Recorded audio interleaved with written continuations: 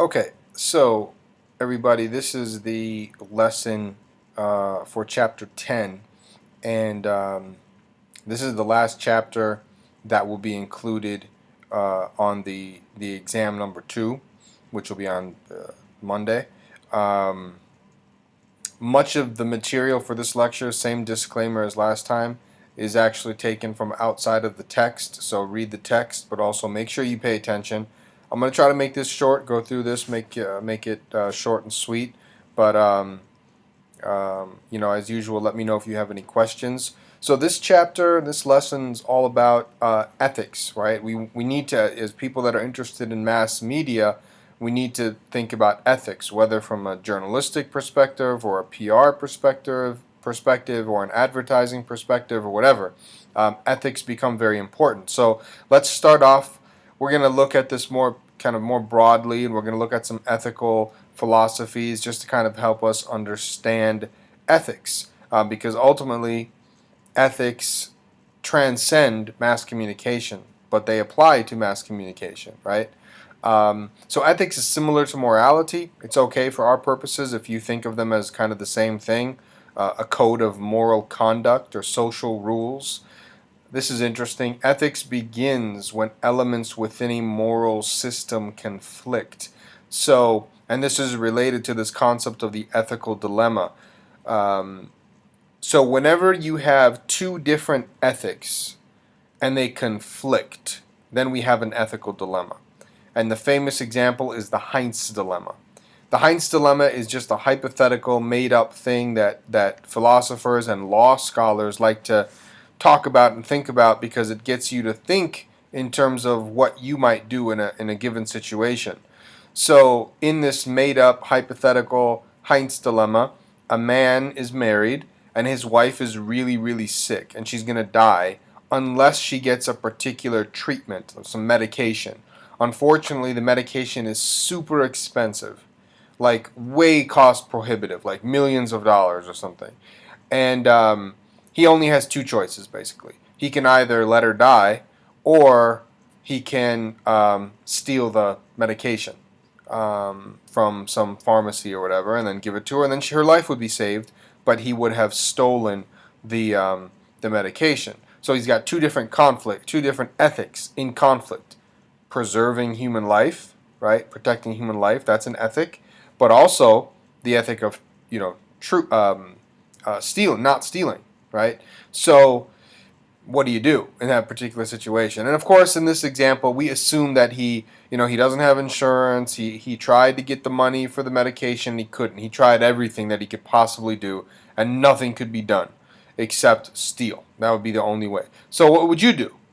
Some people, when I have this discussion in class, some students say they'd steal the money because, preserving human life trumps everything else. Others say, no, under no circumstance would I steal. That's something that you have to think about. And other examples of ethical dilemmas. What would you do if your investigative team at a news station found loopholes in the airport security? Would you tell the airport security? Would you write a story? You're supposed to be writing stories, right? You're supposed to write a report about it or produce a report that's going to go on TV news, depending on whether this is TV news or a newspaper. What would you do? If you write the story or do the story, now all of a sudden the terrorists out there, if there are terrorists watching or reading, they know that there's loopholes, right? On the other hand, if you just go to the police or the security and say, hey, I just wanted to let you know about this, then you haven't done your job for your newspaper or your news station. Like you're supposed to produce a report. Your editor is not going to be like, oh, hey, great job being a good Samaritan. He's going to say, well, that's fine, but I need a story, like tomorrow by the deadline, right? So what would you do? What if your news staff found out what kind of a car a criminal was driving? Would you report the car? Now all of a sudden, the public knows, and that's good, but maybe the suspect is watching the news or reading your report or whatever, and he could just then say, oh man, they're on to me, I better ditch the car. So these are ethical dilemmas, right? We enter into these ethical dilemmas all the time, and it's It's important to kind of be trained in ethics, and understand your own ethical philosophy well enough to be able to react and respond appropriately. Moral knowledge is fundamental. Knowing right from wrong, right? Having moral values. A moral value is just something that's esteemed, that is prized. And there are characteristics of moral virtue that are important to us, particularly as media people. Credibility, integrity, civility. Credibility just means be believable. Say that which is accurate, right? Um, Integrity, that's important. Know right from wrong, act accordingly, and speak out against that which is wrong. And then just be civil. And I have a picture of Jim Gray on here, just because he's kind of taken as an example sometimes by media ethicists as a guy who is not very civil all the time. Like, he's really cutthroat. He's really good at what he does. He's a sports reporter, but he'll do whatever he has to do, basically, to get the story. He almost made Pete Rose cry, once on national television, because he just kept grilling him with questions about whether or not he wanted to admit that he bet on baseball. Pete Rose is the former baseball player, the all-time hits leader in Major League Baseball, who also managed a team, the Cincinnati Reds, for a while, and he was accused of betting on baseball, and he's now banned for life. But anyway, so be credible, have integrity, and be civil. These are the characteristics of moral virtue. Now, you have two different kinds of moral duties. This is important. You have the general moral duty, the general ethical obligation. This is something that applies to all people in the society. So you cannot speed. Everybody who drives, that applies to everybody. You can't speed. Well, I guess even there's an exception. I guess if you're an ambulance driver, or a police officer, or you drive a fire truck, then you could speed. But you get the idea. You can't murder. Nobody can murder. These are things that apply to everybody. But then there are these particularistic obligations. These are things that are defined by membership in a group. So, for instance, Jews in the United States, and Muslims, for that matter, are not supposed to eat pork, according to their religious traditions. But that does not mean that that is a general ethical obligation on everybody in American society or whatever society, right? So that's a particularistic ethical obligation that's determined by your membership in a particular group.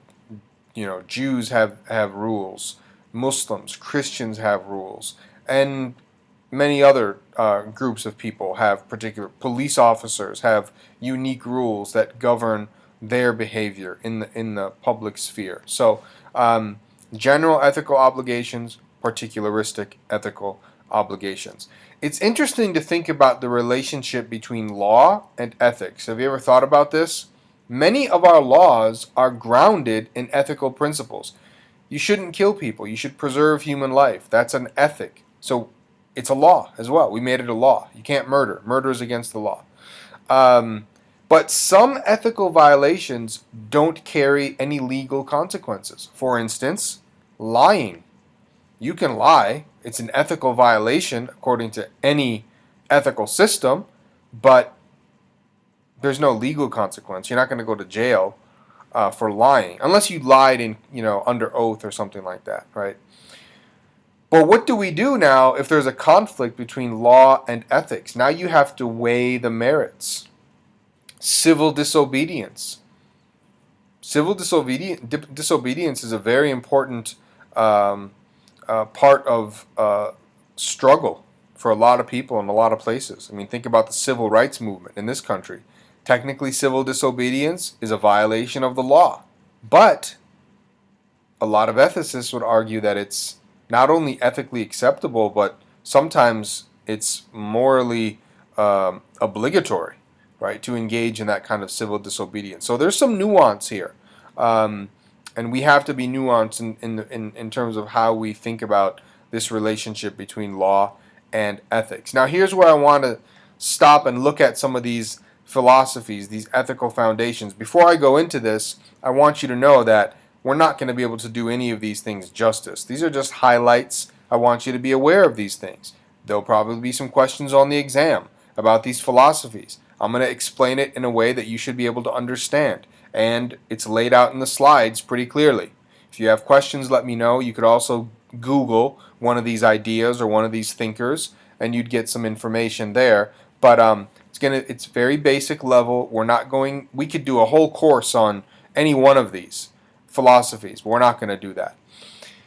So the Greeks here, I mean, obviously we could do a whole course on Greek ethical philosophy, but Socrates and Aristotle, let's look at a couple of their ideas. So Socrates was interesting. He believed that virtue could be learned, identified, and practiced. So he thought that knowledge was actually the key to good ethics. If people were taught, and if they knew right from wrong, they would act accordingly because they're basically good. According to Socrates, that's what he believes. That's what he believed. People are basically good. They have a good nature. And when they do bad things, they're only doing so out of ignorance, right?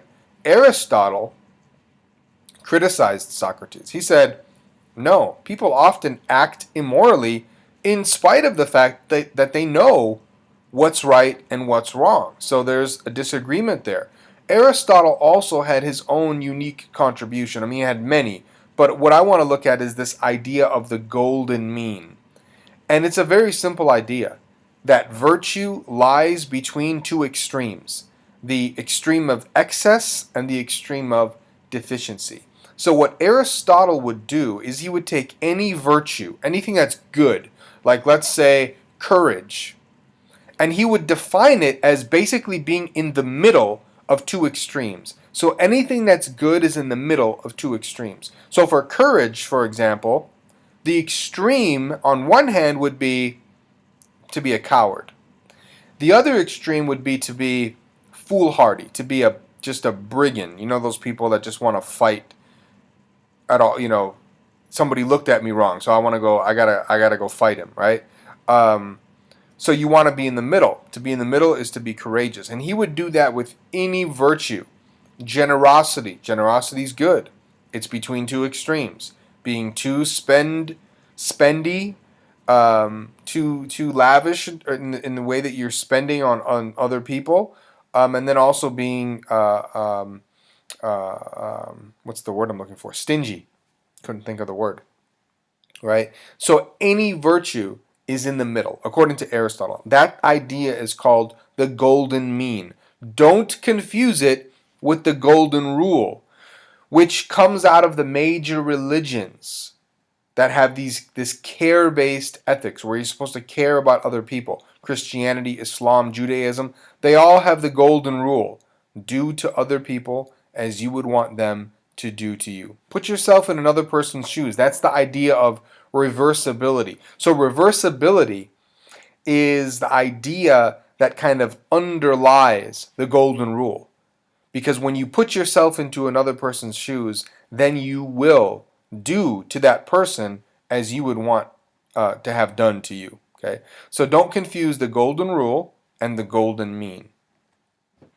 Now, one of the really important thinkers of the last couple hundred years is this fellow named Immanuel Kant. And he advocated a deontological approach. That means a duty-based approach, a very principled approach. Deon is Greek for duty.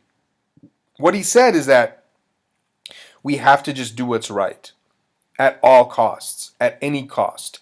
Act according to a principle. Do not think about the consequence of whatever you're going to do.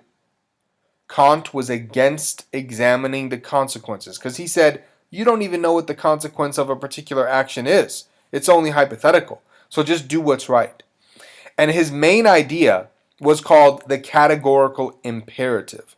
And the categorical imperative says, pay attention, I should never act in such a way that I could not also will that my behavior should be a universal one. Okay? So, in other words, only do things that you want to become universal law. In other words, before you do anything, before you make any ethical decision, stop and ask yourself, would I want everyone else to act in this way? And if your answer is yes, then do it. If your answer is no, then don't do it. So there are some similarities here with the golden rule, right? Because you're just kind of doing what's right. You're doing what's right for others, right? For yourself and for others, because you're just doing you're sort of putting yourself in a sense, you're putting yourself in other people's shoes, because you're saying, look, this is just the right thing to do, and it's going to benefit people. He's very concerned with intentions. Kant is concerned with your intention. That's important. You have to know and understand that this is good. It's good to do this. I don't care about the consequence. This is the right thing to do, right? The categorical imperative. One of the criticisms for Kant is some people say he's too absolutist, because in some cases, Kant would say do something even if it's going to hurt people, because he's saying do what's right. Don't think about the consequences, right?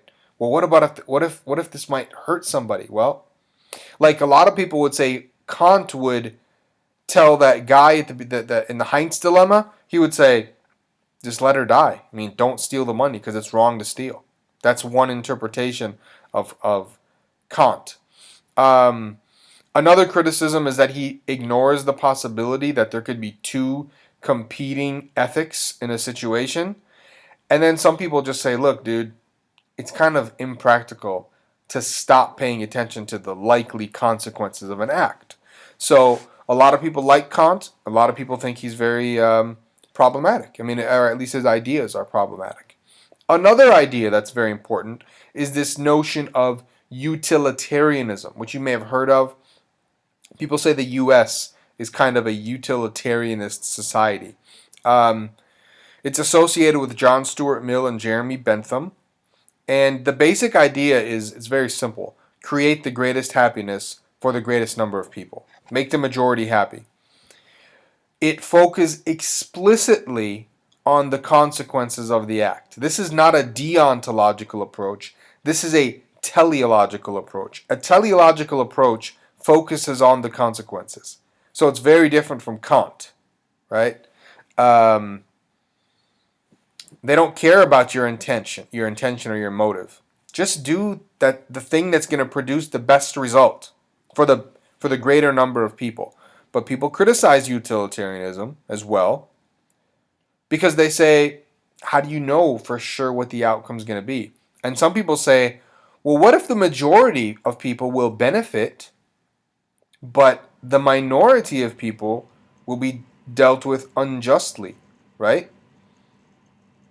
In an extreme interpretation of utilitarianism, you could argue that slavery in the United States was acceptable, right? Because the majority of people benefited.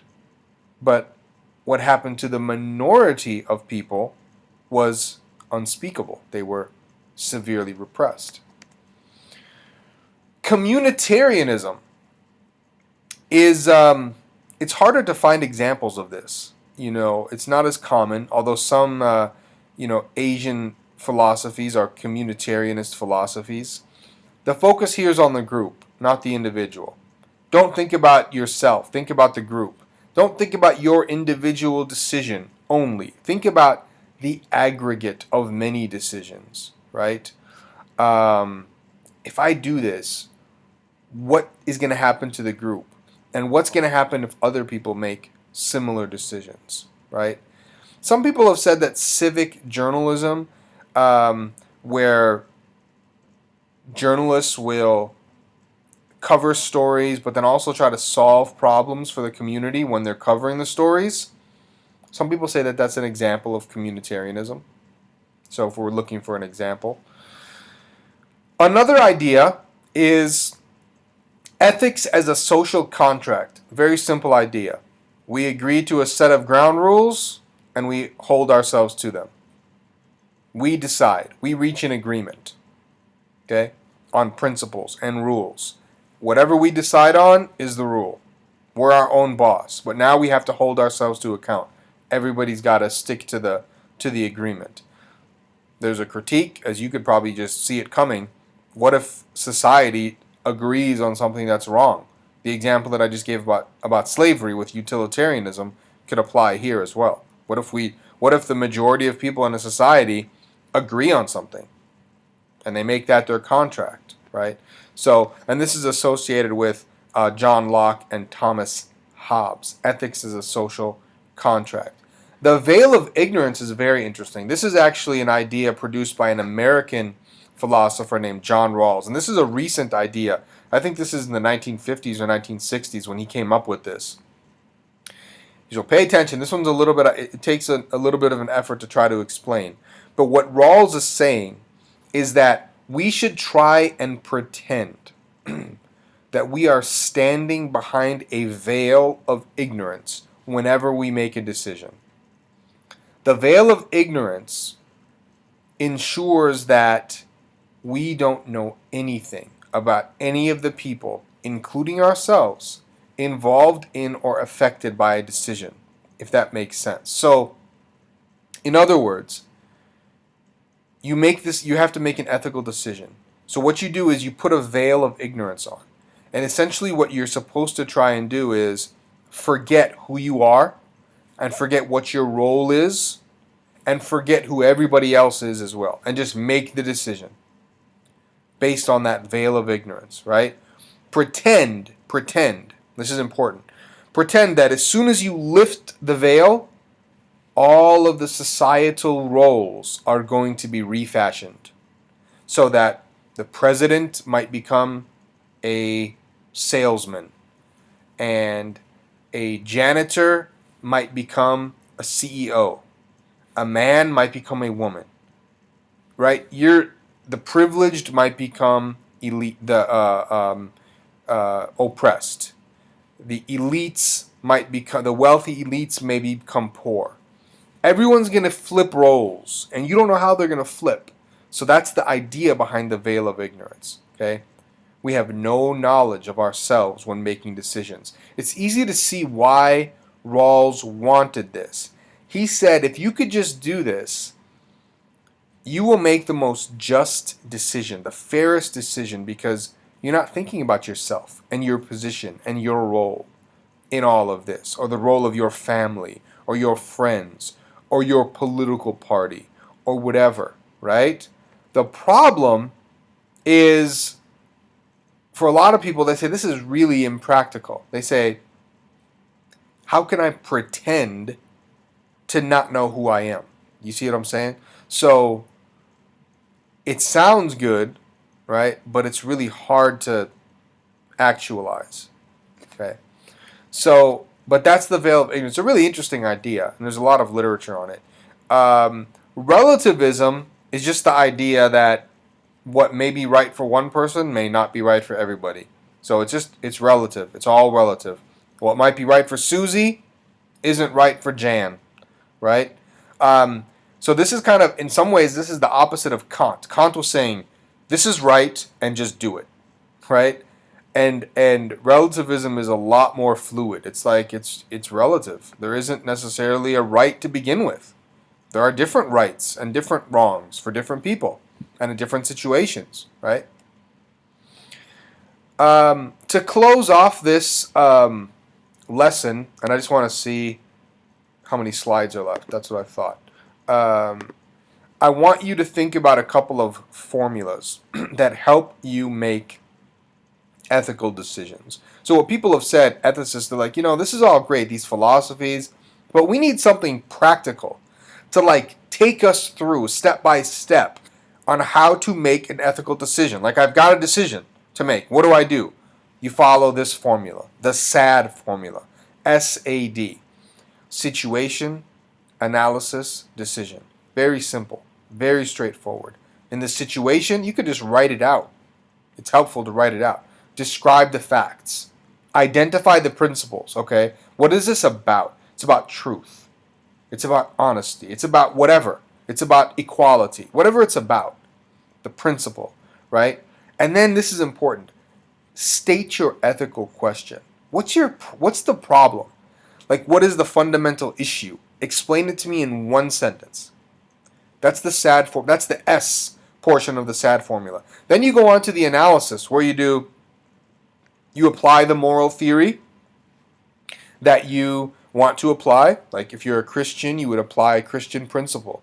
If you are Kantian, you would apply Kant here. You would discuss the pros and the cons, the good and the bad of the different options based on your moral theory of choice. You would think about the different groups that would be affected by your decision, right?